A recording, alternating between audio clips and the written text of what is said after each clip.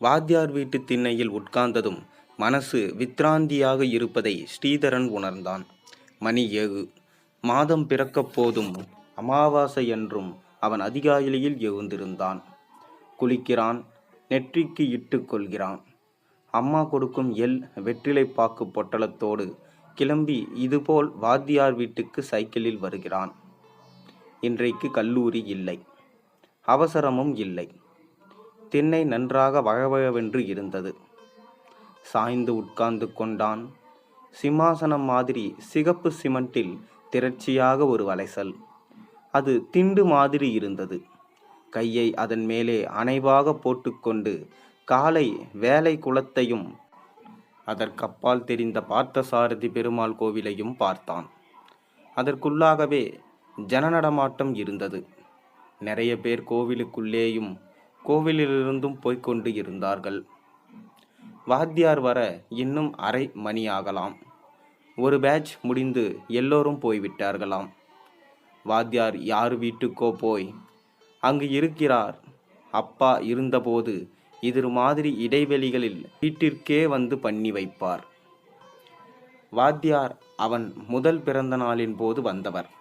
அவன் பிறப்பதற்கு 10 வருடங்களுக்கு முன்பாகவே, அதாவது சுமார் 28 வருடங்களாகவே அவன் வீட்டுக்கு வைதீகங்கள் செய்பவராக இருப்பவர். அவன் அத்தை பாஷையில் சத்தான மனுஷர். 70 வயதுக்கு மேல் இருக்கும். வெள்ளை முடி, படர்ந்த முகம், மார்பு, சிகப்பு தோல் உள்ளடங்கின. வெளியில் எங்குமே சாப்பிடாத வயிறு. இளையாளோடு இந்த வீட்டில் ஒரு போர்ஷனில் குடியிருக்கிறார். உள்ளே இருந்து வாத்தியாருடைய பெண் வந்தாள். சிகப்பாக சுருட்டை மயிரோடு இருக்கிற தன்னை பார்ப்பதற்குத்தான் வருகிறாளோ என்ற சந்தேகத்தோடு அவன் தீவிரமாக வெளியில் பார்க்க ஆரம்பித்தான். அப்புறம் எனக்கென்ன என்கின்ற மாதிரி அவனை பார்த்தான். அவள் வாசலில் கதவருகில் போய் நின்று கொண்டாள். 16 வயதிருக்கும். அழகாக இருந்தால் அவள் பக்கம் திரும்பி வெகு இயல்பாக சாதாரணமாக அடுத்த தெருவுக்கு தான் போயிருக்கிறார். நான் வேணும்னா போய் சொல்லிட்டு வரவா என்றாள். அவளை நேரே பார்க்காமல் வேணாமே, நேரமானா பரவாயில்லை என்றான் ஸ்ரீதரன். இன்னைக்கு ஒரு பேட்ச் தான், வெளியிலிருந்து வந்ததும் உடனே பண்ணி வச்சிட்டார் என்று தகவல் சொன்னாள். ஸ்ரீதரனுக்கு என்ன சொல்வதென்று புரியவில்லை. அவள் உள்ளே போகாமல் கதவு அருகிலேயே நின்றாள். தெருவின் இருபுறமும் திரும்பி பார்த்தாள். கணுக்கால் அருகில் பாவாடையில் கீசல். அவள் சுதந்திரமாக தன்னிச்சையாக நின்றாள். அவனை அலட்சியப்படுத்துகிற மாதிரியும் இல்லாமல், அவன் இருப்பால் கஷ்டப்படுகிற மாதிரியும் இல்லாமல், அவன் இந்த காலை வெயில் மாதிரி, அந்த வீட்டு வாசலில் தெருவில் போடப்பட்டிருந்த கோலம் மாதிரி சுபாவமாக நின்றாள். கோலம் அவள் போட்டதுதானே என்று ஸ்ரீதரன் யோசித்தான். ஏய், ரோட்டில் போன இன்னொரு பெண்ணை கூப்பிட்டாள். அவன் ஆவலோடு அவளை தாண்டி தன் பார்வையை செலுத்தினான். பார்த்த கணமே எலி மாதிரினா இருக்கா என்று மனதில் சொல்லிக் கொண்டான். வாத்தியாரின் பெண் வாசற்படியில் லாவகமாக இறங்கி ஸ்ரீதரன் நிறுத்தியிருந்த சைக்கிளை தாண்டி அந்த எலி மாதிரி இருந்த பெண்ணின் கையை கோர்த்து கொண்டு கோவில் நோக்கி நடக்க ஆரம்பித்தாள். தலைமயிரை தூக்கி சொருகியிருந்தால் கழுத்தின் செழுமை நன்றாக தெரிந்தது. அதில் வளையமிட்ட முடிக்கற்றைகள் அதன் அழகை இன்னும் அதிகப்படுத்தின. அவள் போவதையே அவன் பார்த்து கொண்டிருந்தான்.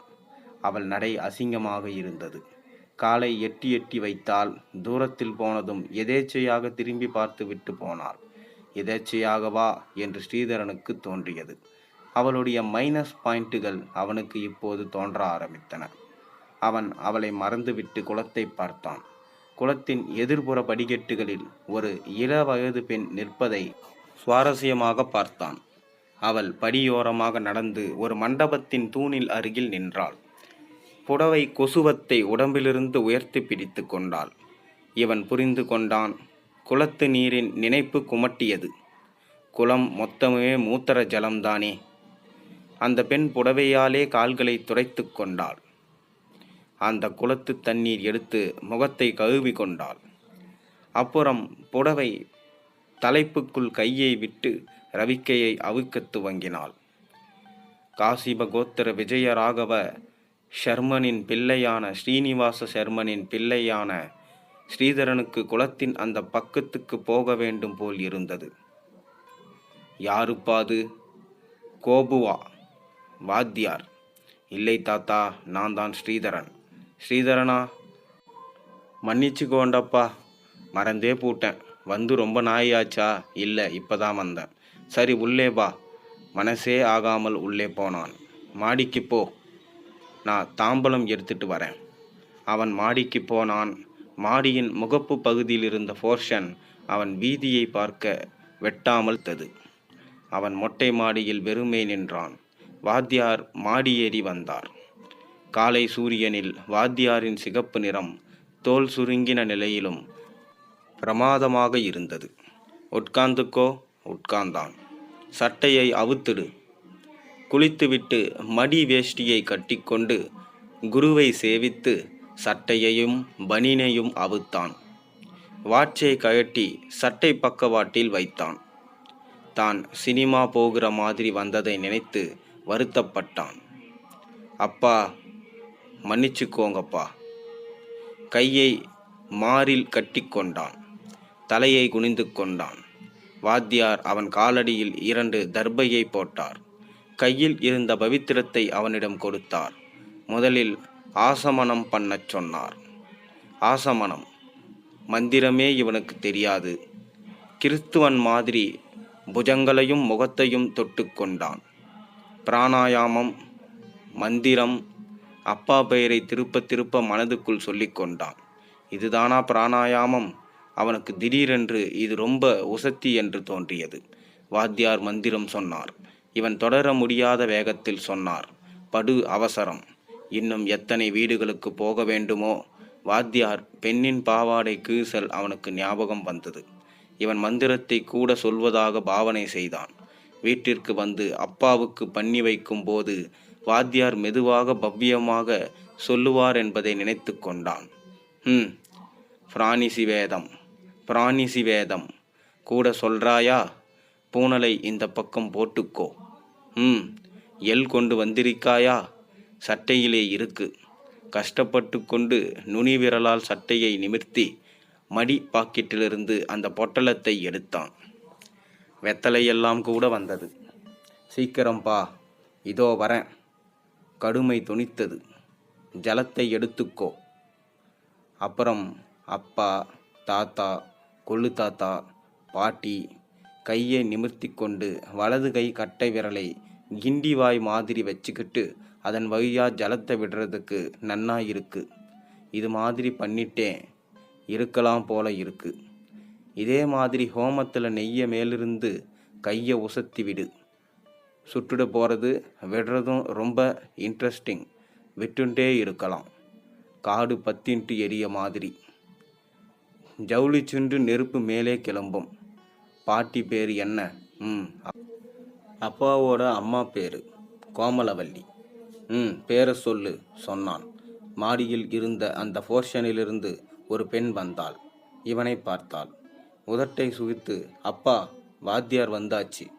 யாருக்கோ பண்ணி வச்சுட்டு இருக்கார். குளிக்கப் போங்கோ என்றாள். இவனை விட 2 அங்குலமும் 2 வயசும் ஜாஸ்தியாயிருக்கும். இவன் கூச்சப்பட்டான். மேல் கையால் உடம்பை மூட முடியவில்லை. நான் எதுக்கு வெக்கப்படணும்? பொம்மநாட்டியா என்ன? ஆனால் கையை தாம்பலத்துக்கிட்டே வச்சுக்கிட்டு மேல் கையால் நெஞ்ச மூடிக்கிறச்ச பொம்மநாட்டி மாதிரி தான் இருக்கு. சிரித்தான். தீவிரமாக மந்திரம் சொல்ல ஆரம்பித்தான். அந்த பெண் அங்கே நின்றவாறு அவன் தர்ப்பணம் செய்வதையே பார்த்தாள். அவனுக்கு ரொம்ப கூச்சமாக இருந்தது. தன் உடம்பில் குறைகள் எல்லாம் அவளுக்கு தெரிவதாய் உணர்ந்தான். பிறகு மேலே பார்த்தான். பிறகு வாத்தியார் அவனை எழுந்து கொண்டு தாம்பலத்தை வலம் வரச் சொன்னார். இவன் எழுந்ததும் நழுவது போல் இருந்த வேஷ்டியை இறுக பற்றி கொண்டான். அவள் உள்ளே போய்விட்டாள். சேவித்தான். அபிவாதையே, அபிவாதையே. காதுல கையை வச்சுண்டதுக்கப்புறம் சேவிக்கணுமா? சேவிச்சதுக்கப்புறம் காதுல கையை வச்சுக்கணுமா? உட்கார்ந்து ஆசனம் பண்ணு. ஆசனம். கிறிஸ்துவம், சர்வம், கிருஷ்ணார்ப்பணம், எழுந்து அம்மா கொடுத்த வெத்தலை பாக்கையும் சட்டை பாக்கெட்டில் இருந்த ரூபாயையும் வாத்தியாரிடம் கொடுத்து சேவித்தான். இரு வரேன் என்று சொல்லிவிட்டு வாத்தியார் கீழே போனார். வாட்சை கட்டிக்கொண்டான். பனியனை எடுத்து போட்டுக்கொண்டான். தலைகீழாக போட்டுக்கொண்டதால் அவிழ்ந்து மீண்டும் மாட்டிக்கொண்டான். சட்டையை போட்டுக்கொண்டான். ஜன்னல் வழியாக அந்த போர்ஷனுக்குள் பார்த்தான். அந்த பெண் இருக்கும் இடம் தெரியவில்லை. சீதரா, இங்கே வாடாப்பா. வாத்தியாரின் குரல். குளக்கரை ஞாபகம் அப்போதுதான் வந்தது. அவன் விறுவிறுவென்று கீழே போனான். வாத்தியார் அவனிடம் நோன்பு சரடை கொடுத்து, அக்கா வாத்தில் கொடுத்துடு, நான் அப்புறமா போய் பார்க்குறேன், சரி கிளம்பினான். அடுத்த தரம் இனிமே அமாவாசைதான், இதே மாதிரி வந்துடு, 2 நிமிஷத்தில் பண்ணி வச்சிடுறேன், சரி நான் வரட்டுமா? அவன் வேகமாக வெளியே போனான். அந்த பெண் ஜாக்கெட்டை படிக்கட்டின் மேல் உலர்த்திவிட்டு அருகில் உட்கார்ந்து கொண்டிருந்தாள். அவன் சைக்கிளை மிதித்தான். அப்பாவுடைய சைக்கிள்தான். அவன் பிறப்பதற்கெல்லாம் முன்பே வாங்கியது. கனமாக, ஒரு துருவில்லாமல் இருந்தது. முனகாமல் மிருதுவாக ஓடியது. கையிலுள்ள வாட்ச் அப்பாவுடையதுதான். அவர் கல்யாணத்துக்கு போட்டது. ஜரிகை மற்றும் சாதாரண 8 முக வேஷ்டிகள், சட்டைகள், பேண்ட்டுகள் அவர் காலேஜில் படிக்கிறதில் போட்டுக்கொண்டவை கூட கிழியாமல் இல்லாமல். அப்பா எல்லாவற்றையும் அப்படி பத்திரமாக வைத்து கொள்வார். அதில் டென்ஷனும் இருக்காது. தன் உடம்பைத்தான் பார்த்து கொள்ள முடியவில்லை. அது அவரோட அப்பா அம்மா கொடுத்தது.